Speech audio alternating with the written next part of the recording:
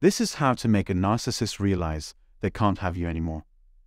Since narcissists share certain defining traits at all times, today's video is founded on a plethora of questions that all relate back to this main topic. What are the typical responses and actions of a narcissist when their plans backfire? What do they do after being apprehended? When a narcissist loses control over a person, what happens? If you found the video entertaining or informative, please consider subscribing to my channel. Please note, however, that professional help should always be sought in addition to viewing this video, as it is not intended to diagnose or treat mental health problems. Narcissism is characterized initially by a lack of empathy, an intolerance for constructive criticism, and a sense of superiority and entitlement.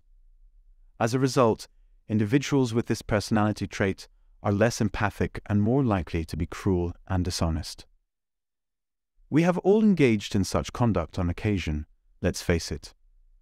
The characteristics of pathological narcissism, however, are characterized by their persistent and pervasive manifestation. They typically don't change at all.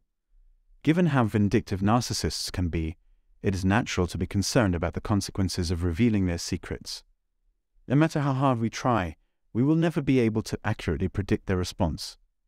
If you are currently or have previously been in a relationship with a narcissist, you may have some insight into how they will react when they realize they no longer have power over you. You need to know that narcissists value themselves based on how much attention they receive before you can grasp this concept. That leads to low self-esteem and a limited view of the world. They resort to bullying, shaming, and other forms of manipulation if others don't give them the attention and validation they need voluntarily or to their unrealistically high standards. To make matters more peculiar, narcissists frequently resort to truly shameful behavior in an effort to assuage their feelings of envy and shame. Examples of actions that can alienate others include disregarding their values, rejecting them, punishing them, cheating on them, looking down on them, etc. This explains why narcissists act in one of a few predictable ways when they feel they have lost control over someone. First, a narcissist may actually apologize and express regret for their actions. However, it is also possible that they have no remorse and are indifferent to the harm they have caused. Most people who harm others typically experience feelings of guilt and remorse for their actions.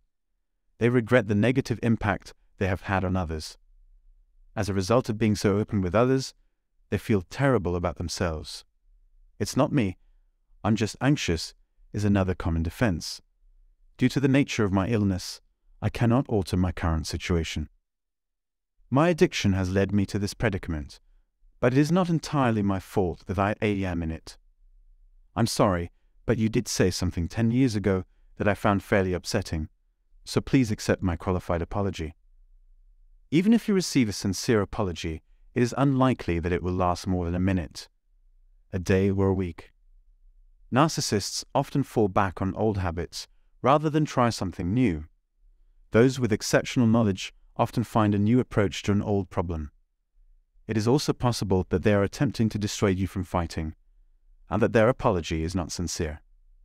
How about the narcissist's reaction, where they give you one-word responses to your questions or simply stop talking to you? You may receive a text or email with the following message: "I don't know what I did to hurt you, but I will always love you." What follows is a jumble of incoherent statements that amount to a threat in disguise. In addition, I will inform others of your character. Please know, however, that my feelings for you will never change. If you receive a message, apology, or see them pleading with tears, and you consider giving them another chance, I won't discourage you from doing so, but I would urge you to reflect on your past experiences. The number of previous apologies is unknown. They probably weren't in large numbers, but how few were there exactly? So now that we've made amends, the wrongdoing must be over, right? Why should you assume that it will alter now if it hasn't in the past? When faced with the truth, narcissists frequently opt to act as though it never happened. If they cannot acknowledge to themselves that they were mistaken, made an error, or have shortcomings, they will never confess to being toxic to you or anyone else. False accusations are frequently leveled instead. Transform what you've said or done into something else. You should just make up reasons for your actions and words in the past. misunderstand you and your motives on purpose, stressing the importance of the word deliberately. Staying with the same type of person for an extended period of time gives them plenty of practice to hone their skills as manipulators and gaslighters. You may begin to question your own sanity if it appears that other people accept their story. People who suffer from covert narcissism are experts at hiding their true, vicious selves behind a facade of weakness and remorse. Third, they may reach out to your friends, family, and coworkers after the breakup, usually with the words, "I'm really concerned about them. The state of his health is a major worry of mine. It has been a considerable amount of time since I last heard from him." Worryingly, they may take an active interest in your affiliations, whether they are with clubs, groups, or nothing at all. The narcissist will join the group and instantly become friends with everyone else. They may even come to your home or invite you and your family to dinner in the hopes that polite conversation will convince you that they are good people. This approach has many possible benefits. The point is to get these flying monkeys, or reliable friends and allies, to do the narcissist's dirty work for him or her. They need someone to observe their every action and provide them with pertinent information as they go about their day. Its secondary objective is to frighten you into submission. This is the narcissist's attempt to influence the public's perception of the victim. Narcissism is inherently destructive, seeking to dismantle things from the inside out before wreaking havoc on the exterior world. Fourth, the manipulator tries to get the victim to admit guilt by playing on their emotions. A narcissist will do anything after a breakup, whether platonic or romantic, to make their ex feel bad for them. In all candor, I have my doubts about their tenacity. They cry, beg, get angry, and appeal until the victim finally gives in and realizes they were wronged. Thus, they wet the bed and then claim that the blanket was at fault. Last but not least, they display hostile and vindictive behavior. The narcissist will tell you that you're being incredibly prideful for being able to see through their act. It's annoying that you won't put up with their nonsense. Keep in mind that narcissists frequently have an inflated sense of their own importance, which they may use to justify their harmful actions towards you. Certain individuals, including narcissists, are prone to destructive or violent behavior when angered. If they want to destroy your reputation, they might spread harmful rumors about you. It's also possible that they're deliberately withholding aid. Simply put, they will use any means necessary to gain an advantage over their targets. It's as if they need to instill a lesson in their victims.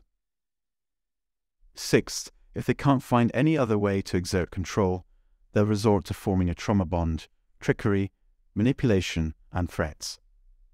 A narcissist's destructive behavior is typical of the narcissist, but not of anyone else, and the victim may come to accept this.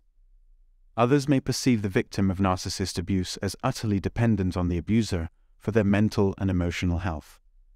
They may exert pressure on you to provide financial assistance because they rely on you for everything.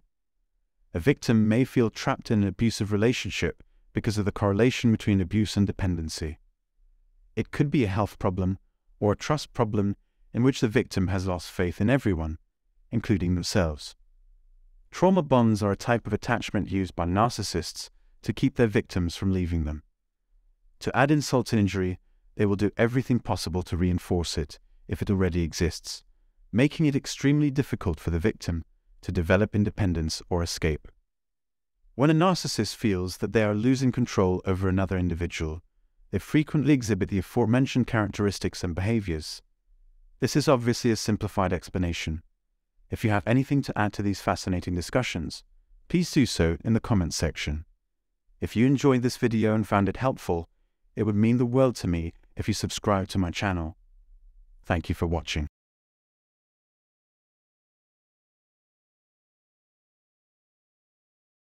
Well, hello everyone.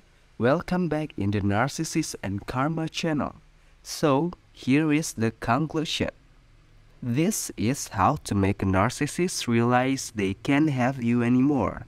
What are the typical responses and action of a narcissist when their plans backfire? What do they do after being apprehended? If you found the video entertaining or informative, please consider subscribing to my channel. Professional help should always be sought in addition to viewing this video. Most people who harm others typically experience feelings of guilt and remorse for their action. This explains why narcissists act in one of few predictable ways when they feel they have lost control over someone. Examples of action that can alienate others include disregarding their values, rejecting them, or cheating on them. Even if you receive a sincere apology, it is unlikely that it will last more than a minute. Narcissists often fall back on old habits rather than try something new. When faced with the truth, narcissists often opt to act as though it never happened. You should just make up reason for your action and words in the past. A narcissist will do anything after a breakup to make their ex feel bad for them. They may take an active interest in your affiliation, whether they are with clubs, groups, or nothing at all. This is the narcissist's attempt to influence the public's perception of the victim. Keep in mind that narcissists frequently have an inflated sense of their own importance, which they may use to justify their harmful action towards you. 6. If they can't find any other way to exert control, they'll resort to forming a trauma bond, trickery, manipulation, and threat. A narcissist's destructive behavior is typical of the narcissist but not of anyone else, and the victim may come to accept this. When a narcissist feels that they are losing control over another individual, they frequently exhibit the aforementioned characteristics and behaviors. They may exert pressure on you to provide financial assistance because they rely on you for everything. Others may perceive the victim of narcissist abuse as utterly dependent on the abuser for their mental and emotional health. So, what do you think of this video? Thank you for watching and have a nice day.